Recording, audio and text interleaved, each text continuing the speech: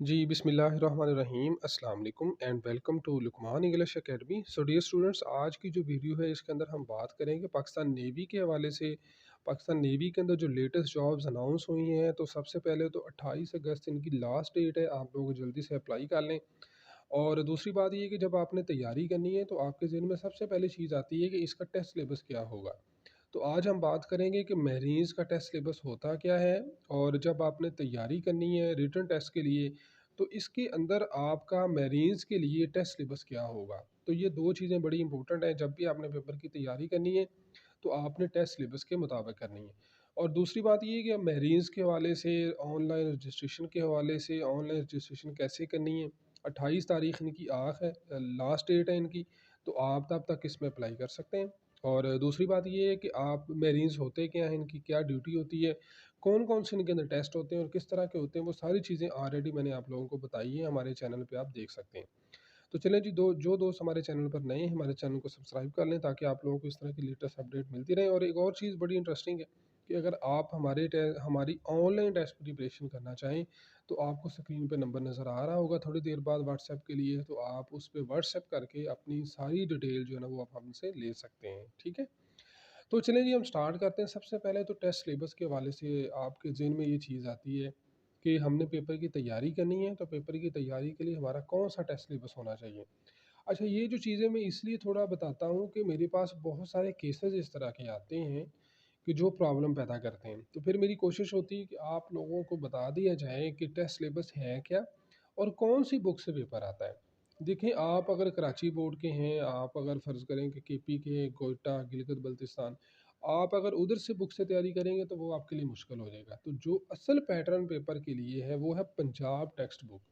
ठीक है, जो पेपर आता है ना वो पंजाब टेक्स्ट बुक से आता है। वैसे तो कोई इतना डिफरेंस नहीं है, लेकिन अगर देखा जाए तो पेपर का डिफरेंस आ भी जाता है। ठीक है, तो ये मैंने इसलिए आपको बताया कि बहुत सारे ऐसे स्टूडेंट्स होते हैं जो पंजाब के अलावा किसी और सूबे से जिनका तल्लक होता है, तो वो जब अपने तरीक़ेकार के मुताबिक तैयारी कर रहे होते हैं तो फिर वो उनको परेशानी का सामना करना पड़ता है। तो इसलिए आपने ये चीज़ ज़हन में रखनी है कि जो पेपर पैटर्न है वो आपका पंजाब टेक्स्ट बुक से आता है, ठीक है। उसके बाद ये जो मैंने एक ना पेज आपके सामने शो किया है, ये एक्चुअली आपकी ऐड का ही पेज है और इसके अंदर बड़ा वाज़ेह तौर पर लिखा हुआ है कि आपका जो तहरीरी इम्तिहान है ई टेस्टिंग का मतलब है कि आपका ऑनलाइन कंप्यूटर के ऊपर बैठ के टेस्ट होना है।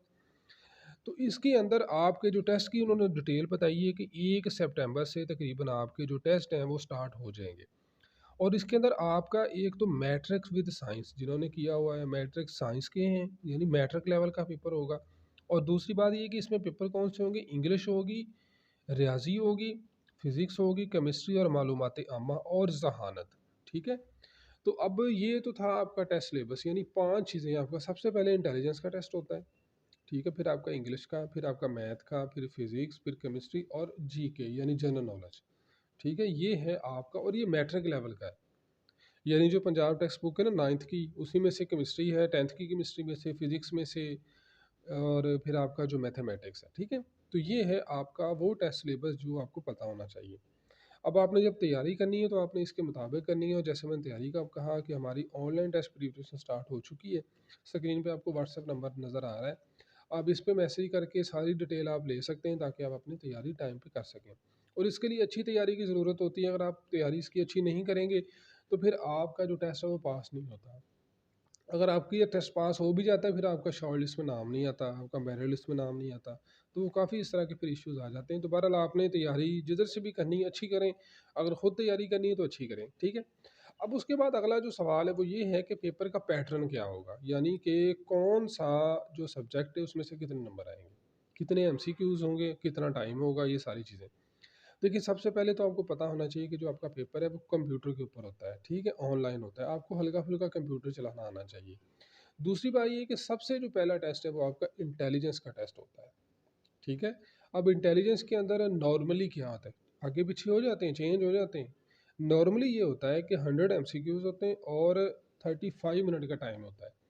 ये टाइम इस तरह से होता है, फॉर एग्ज़ाम्पल अगर फ़र्ज़ करें 75 एमसीक्यूज़ हैं, तो आपको 25 मिनट टाइम मिल जाएगा। ये टाइम इस तरह से होता है कि 1 मिनट के अंदर तकरीबन आपके 2.5 क्वेश्चन सॉल्व हो जाते हैं, ठीक है। तो ये सारी बात, इसके लिए आपको फिर मेहनत की और फिर सारी स्ट्रगल की और प्रैक्टिस की ज़रूरत होती है। और दूसरी बात ये है कि इसके अंदर 2 तरह के टेस्ट होते हैं। टेस्ट एक ही होता है लेकिन इसमें 2 तरह के क्वेश्चंस आते हैं। एक वर्बल होते हैं और एक नॉन वर्बल। अब वर्बल क्या होते हैं कि जिसमें लिखा होता है what will come next in the series.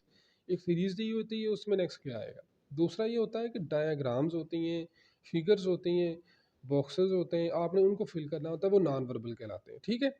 तो जैसे ही आप इंटेलिजेंस टेस्ट पास करते हैं तो उस पे आ जाता है कांग्रेचुलेशन। उसके बाद ही आपका एकेडमिक्स का पेपर स्टार्ट हो जाता है। अब जो एकेडमिक्स का पेपर है, इसके अंदर क्या है, इसके अंदर आपके टोटल 5 सब्जेक्ट हैं। सबसे पहले आपका इंग्लिश का टेस्ट होगा, इनका एक ही टेस्ट होता है, ठीक है? एक ही कंबाइंड टेस्ट होता है। अब देखिए 5 सब्जेक्ट हैं आपके, कई दफ़ा वो 15-15 नंबर सब में से ले लेते हैं, कई दफ़ा वो 20-20 नंबर लेते हैं, कई दफ़ा 25-25 नंबर।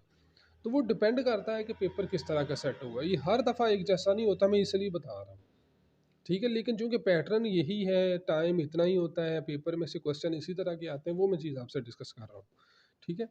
तो सबसे पहले आपका आपका इंग्लिश का टेस्ट होगा, इंग्लिश में तकरीबन 25 एमसीक्यूज़ होंगे। ठीक है? उसके बाद आपका फिज़िक्स का स्टार्ट हो जाएगा, फिर आपका मैथ का स्टार्ट हो जाएगा, फिर केमिस्ट्री आ जाएगी, फिर इसी तरह से जीके का पेपर आ जाएगा। तो इन सब के लिए तकरीबन जो आपका टाइम है, वो आपका इस चीज़ के मुताबिक होता है कि आपके कितने क्वेश्चन हैं। ये टाइम इसमें ज़्यादा दिया जाता है क्योंकि इसमें मैथ करनी होती है। तो मैथ की वजह से फिर आपको टाइम ज़्यादा दिया जाता है और तकरीबन आपका 1 मिनट में 3 क्वेश्चन या साढ़े 3 क्वेश्चन आप आसानी से हल कर लेते हैं। ठीक है जी? समझ आ गई इसकी? तो चलें जी, गुड लक। अस्सलाम वालेकुम। नेक्स्ट वीडियो में मिलते हैं, तब तक के लिए अल्लाह हाफ़िज़। अस्सलाम वालेकुम।